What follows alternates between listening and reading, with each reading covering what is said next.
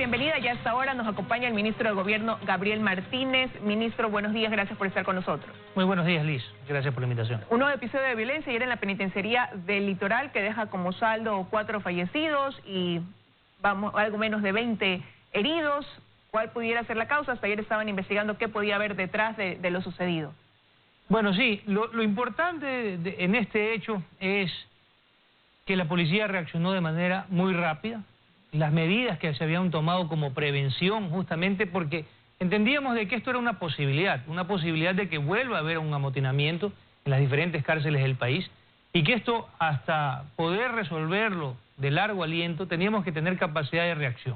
Esta capacidad de reacción le permitió a la policía ingresar de manera inmediata, obviamente al momento de escuchar los disparos, y poder desactivar algo que pudo haber terminado muchísimo peor, más allá de los 4 muertos y de los 18 heridos, 38 personas detenidas justamente para poder evaluar estos hechos.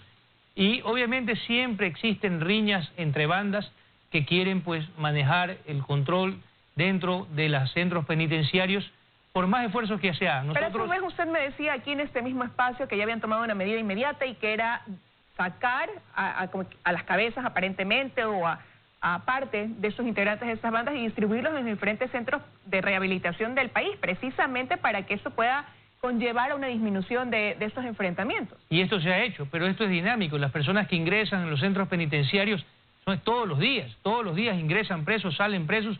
Esto es una cuestión muy acelerada en la cual pues no siempre se puede tener un corte final, digamos. Aquí no es que dejamos el día de hoy de ingresar presos en las cárceles, todos los días ingresan de diferentes bandas y obviamente también se tienen por las necesidades en diferentes pabellones. No podemos tener un centro carcelario penitenciario por cada banda delictiva. Hay en ciertos centros como estos, como la penitenciaría, como la Regional 4, que son centros grandes, se los separa por pabellones. Pero aquí, nuevamente, nosotros vemos una falencia que la habíamos detectado también, que es el ingreso. Se han prohibido desde este momento todas las visitas a la penitenciaría. Se van a tomar acciones en esta semana adicionales para poder reforzarlo. Habíamos incorporado 200 nuevos agentes penitenciarios que fueron justamente para poder fortalecer la penitenciaría, pero que no tienen ni un mes de graduados y ya les tocó enfrentar esta situación. Y el ingreso de armas, ayer entre lo que requisaron, que usted ya mencionó aquí, ¿cuántas armas? También una granada.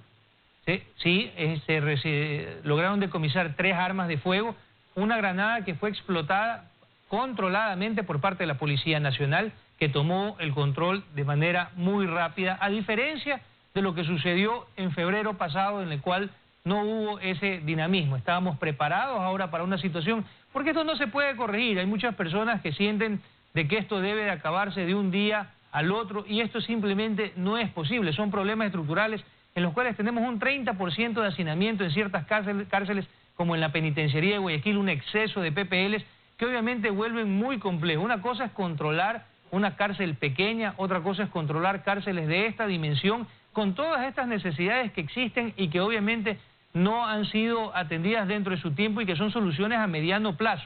Pero nuevamente, yo creo que aquí lo importante es que se actuó, primero, para desactivar la situación en la penitenciaría de Guayaquil y para que no se replique y no escale a otras penitenciarías a nivel nacional. No pasó nada en Turi, no pasó nada en Cotopaxi, no pasó nada en El Rodeo, en Manabí. Entonces tenemos, y hay una demostración clara de que la acción policial fue determinante y clave, que está justamente controlando los exteriores, porque de acuerdo a la ley, nuestra competencia es controlar el perímetro, porque adentro están los agentes penitenciarios que son controlados por la SNAI.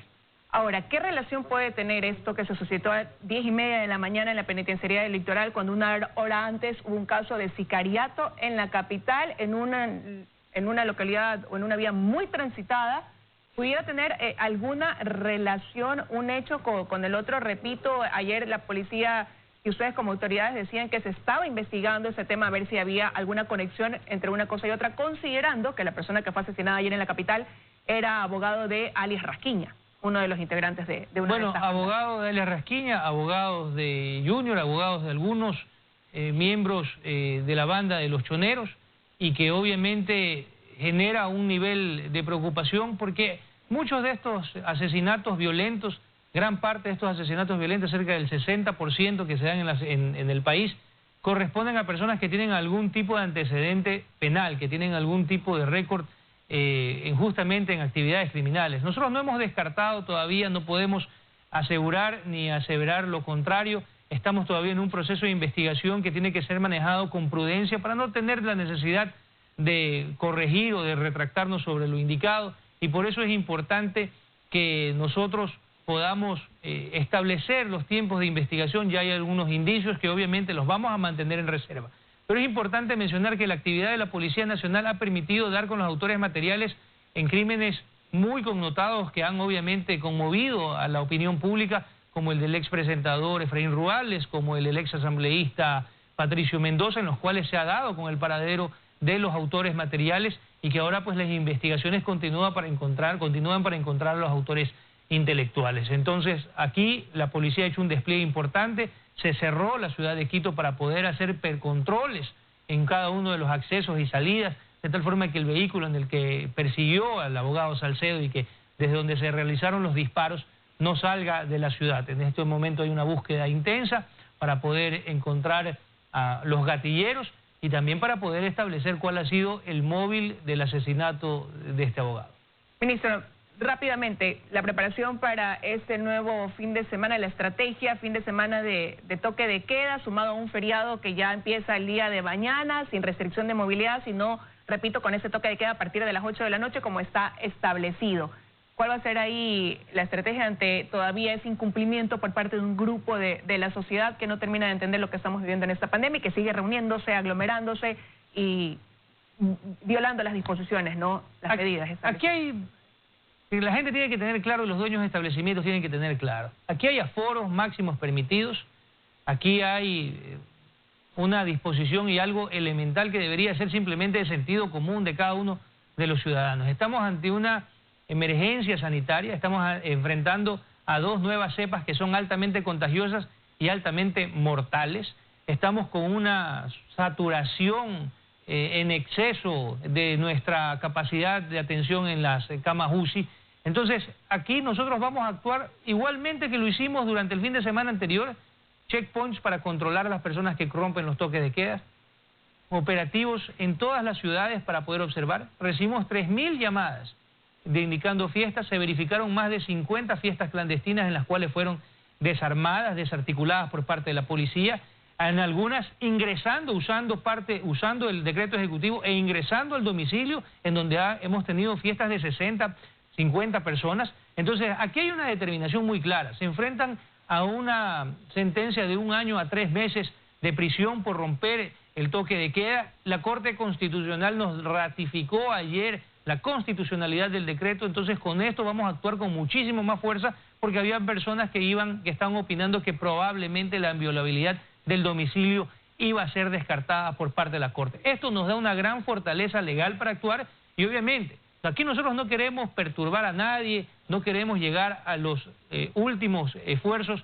La gente tiene que contribuir, pero si la gente no contribuye, nosotros hemos estado atentos en la semana pasada incluso de las denuncias por redes sociales para ir directamente donde las personas que están rompiendo las indicaciones y obviamente tomar las sanciones respectivas. Ministro, tengo que cerrar ya la entrevista y no puedo dejar de preguntarle por un tema que salió a la luz, una denuncia precisamente esta semana, y tiene que ver con una adjudicación de un contrato de una obra que se va a realizar, diseño y financiamiento para una concesión vial del tramo Cumbe, Cuenca, Azogues, Biblián, adjudicado a la compañía Hidalgo Hidalgo, donde uno de sus ejecutivos está vinculado al caso de sobornos con una sentencia de 8 años y se comienza a cuestionar que esto se haya hecho ya cuando falta poco tiempo para que haya un cambio de gobierno con una obra, un contrato de tantos años con una implicación monetaria muy alta, y entonces el cuestionamiento es por qué dejar encaminada esa obra o no haberla dejado quizás para que ya la resuelva el siguiente gobierno. Es que hay que entender... Se lo pregunto porque fue en su época de ministro de Obras Públicas cuando ya dejó eso para que... Por eso hay que conocer toda la historia. Que hay gente que vende es la mitad de la historia o vende las partes que le interesa vender y decir simplemente para crear conmoción y crear escándalo. Esto es un proceso que viene del 2018 en el cual se contratan los estudios justamente para la construcción de los pasos elevados, de los intercambiadores, para la construcción del acceso sur a Cuenca. Esto es un proceso de licitación que viene desde el año 2020, obviamente haciendo las invitaciones, haciendo ofertas a diferentes o propuestas para que vengan diferentes interesados. Es un proceso de concesión en el cual el gobierno no invierte. Esto no es una obra pública tradicional.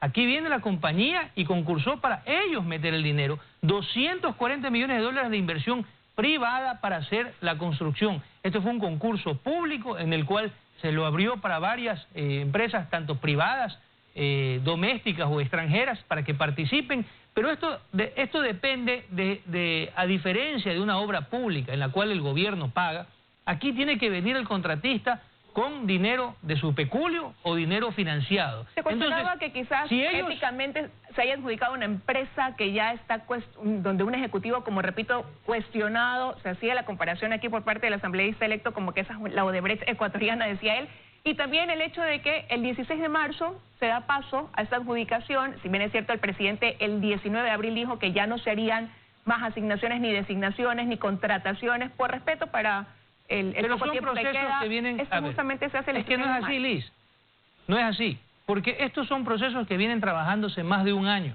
como diferentes procesos que son parte de una siembra que ha hecho el gobierno y que se cosechan tardíamente, se cosechan no solamente tarde por los tiempos que toma, solamente el estudio para hacer esas construcciones toma un año de tiempo, el estudio. Luego viene el proceso de la invitación al concurso, obviamente la entrega de ofertas, la adjudicación, y queda la firma del contrato. No la va a hacer este gobierno, queda para que lo firme el siguiente gobierno. Queda adjudicado en este gobierno, pero la firma del contrato lo decidirá el próximo. Entonces, no se ha violentado lo dicho por el presidente, pero no se puede haber hecho trabajo de tanto largo aliento y que han sido también demorados porque el 2020 fue un año irregular. La emergencia sanitaria se nos llevó medio año y se nos llevó medio tiempo para hacer muchísimos proyectos del gobierno nacional. Entonces son proyectos, y aquí hay que decirle la verdad. Si hay algo irregular, que vayan a la Fiscalía y presenten la denuncia. Nosotros hemos actuado, y esa ha sido la característica del gobierno, de poder defender los proyectos que ha hecho, porque han sido hechos de manera transparente. Con eso tengo que terminar la entrevista. Ministro, agradeciéndole que haya estado esta mañana con nosotros aquí en los desayunos de 24 horas. Muchas gracias, Liz. Gracias a usted. Hasta aquí llega.